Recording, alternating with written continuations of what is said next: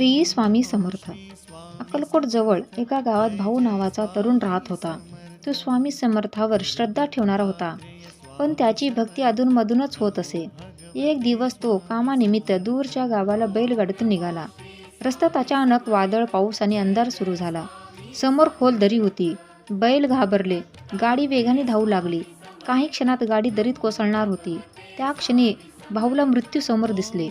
घाबरून तो मोठ्याने ओरडू लागला, श्री स्वामी समर्थ, मला वाचवा. डोळे मिटून त्याने स्वामींचं नाव घेतलं. क्षणातच एक अद्भुत चमत्कार घडला. बैल अचानक थांबले. गाडी दरीच्या काठावर थांबली. वादळ शांत झाले. भाऊ जमिनीवरून कोसळून रडू लागला. थोड्या वेळाने त्याला रस्त्यावर एक योगी पुरुष दिसला. ते स्वामी समर्थच होते. स्वामींनी फक्त एवढंच म्हटलं, वेळ आली नव्हती, पण मला आठवलंस म्हणून वाचलास. इतकं बोलून स्वामी अदृश्य झाले. भाऊला समजलं, स्वामींनी मृत्यूचा क्षण थांबवला होता. त्या दिवसापासून त्याने नियम केला, स्वामींचं नाव घेणं, वाईट सवयी सोडणं, सत्य आणि सदाचरणे वागणं. तो आयुष्यभर स्वामींचा निस्सीम भक्त राहिला. या कथेचा अर्थ, आकस्मिक मृत्यू टळतो ते फक्त आयुष्यामुळे नाही, तर श्रद्धा, नामस्मरण आणि देवांची आठवण यामुळे.